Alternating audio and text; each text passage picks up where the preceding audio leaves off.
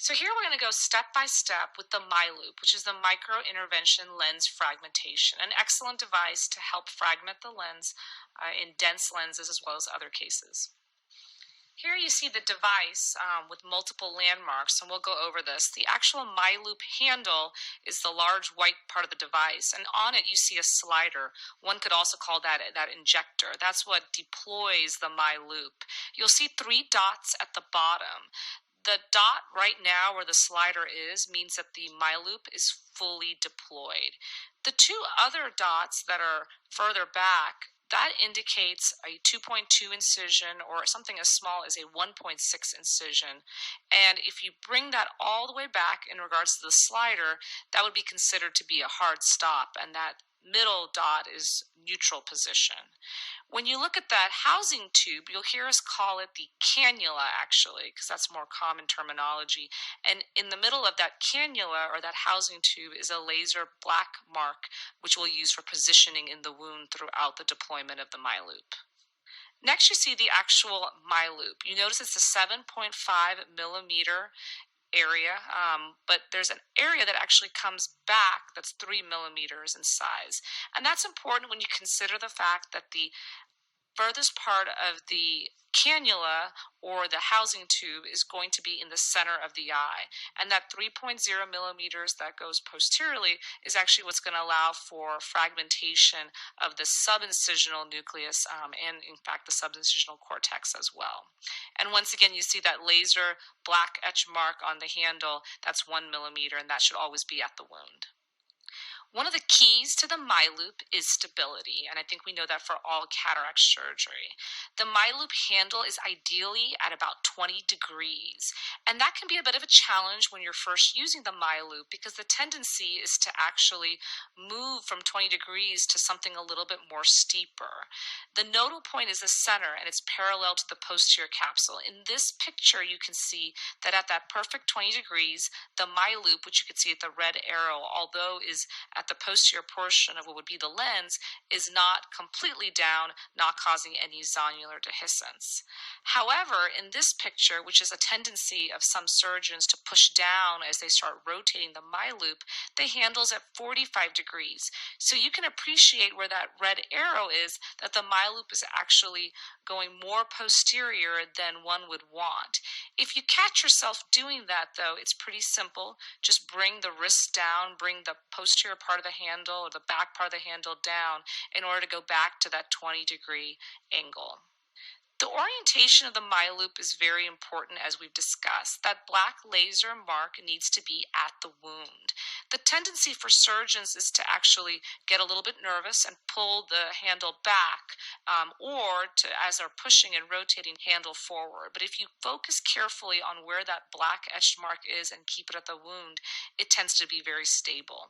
In addition, the furthest part of that handle where the miLOOP is, the distal part, needs to be in the center of the eye, in the center of the red reflex.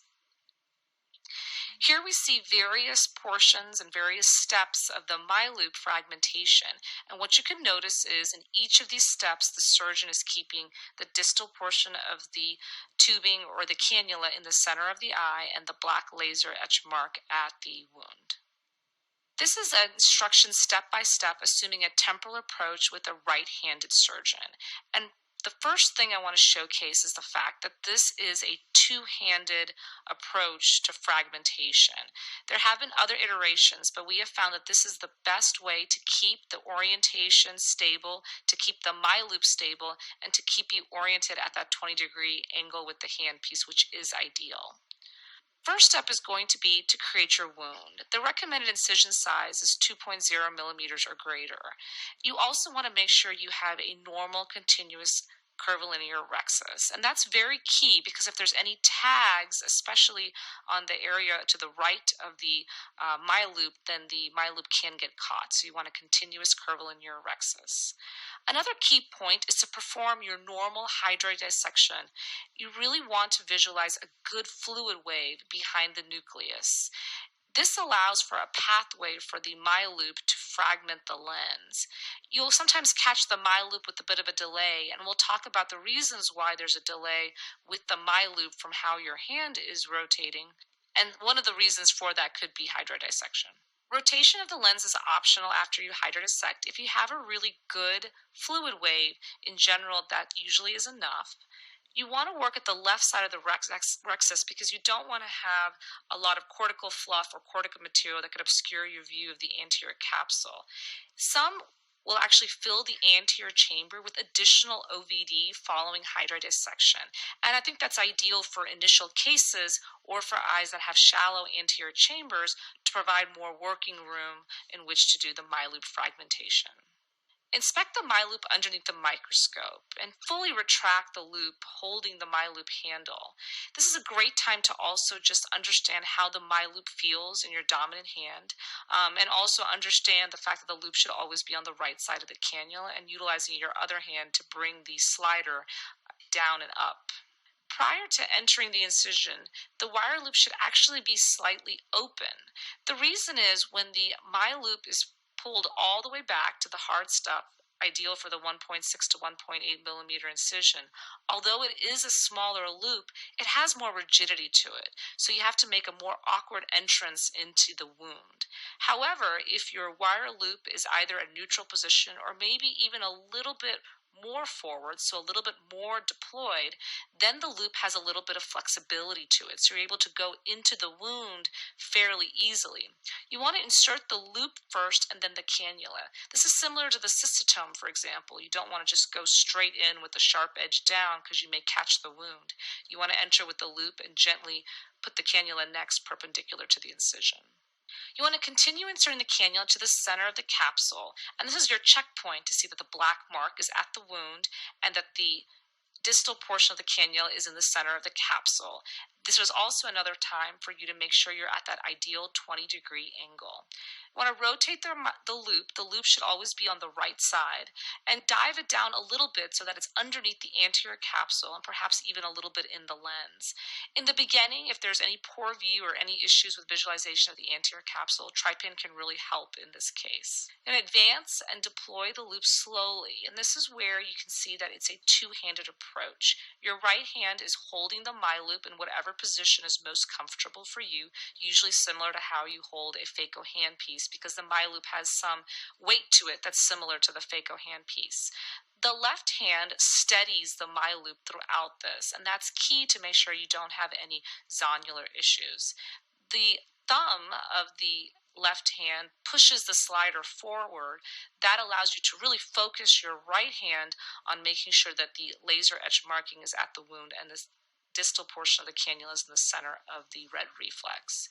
You want to advance and deploy the loop slowly and make sure, once again, it's under the anterior capsule. Don't rotate the loop, though, until the miLOOP is fully deployed. So you want to see that miLOOP fully deployed, the hard stop with your left-hand thumb. Once the miLOOP is fully deployed, without you even rotating, you may notice a little dip to the miLOOP. That's because when it's fully deployed, it automatically starts to follow the curvature of the capsular bag. Make sure it is fully deployed at this point, and continue to verify the black mark that's at the incision. This next step, as you start to rotate, is key to maintain stability. Move your left hand to the back portion of the miLOOP handle as you rotate. The rotation is going to be with your left hand. It's pretty similar to when you inject an IOL, for example, and you make that clockwise motion with the left hand. You want to use that left hand at the back of the miLOOP and rotate it clockwise across the equator. Avoid moving the miLOOP in various directions, such as up, down, side to side, such as the X, Y, and Z directions. And the key to that is, once again, keeping your right hand stable and also maintaining that 20-degree alignment of the miLOOP. Continue the clockwise rotation in just one axis past the midpoint, and then return the loop to the center. There may be some delays between what you feel is the rotation of the handle and where the miLOOP silver reflex is.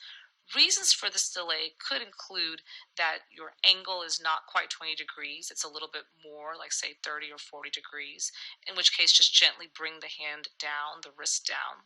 It could also be the fact that you may be pushing down on the miLOOP, or the fact that there may not be that laser black mark etching at the wound. So this is a great checkpoint if you start to notice a big delay. Making the miLOOP go all the way to the other side past the midpoint will help remove subincisional cortex. At this point, once you're back to the baseline of the miLOOP, adjust your right index finger in a strong position to retract the loop. Then take the second instrument and insert it through the paracentesis. Position the second instrument to prevent tumbling up of the lens. The reason why is because as you retract the miLOOP, the lens will naturally start to prolapse into the anterior chamber, and utilizing that second instrument to prevent that can be key to keeping the lens in the capsular bag. One of the keys, though, is not to push the lens down with the second instrument. Rather, keep it at the level of about the anterior capsule and act as a guard to lift the lens out of the bag rather than pushing it back. Retract the slide to a hard stop to bisect the lens. That would mean going from where it's fully deployed and with your right index finger bringing the slider back. You will pass that neutral position and go all the way back to that last dot, which equivalent is to the 1.6 incision. While you're doing this, you're keeping the lens in the bag and you're keeping that black mark at the incision. Removal of the miLOOP is done by gently rotating your hand so that the miLOOP is once again to the right of the midline. This is similar to how you first started when you inserted it. Exit the way you entered, at an angle where the cannula comes first and then the miLOOP. What you don't want to do is bring it straight out so that you end up cutting the anterior capsule or perhaps the wound with the miLOOP.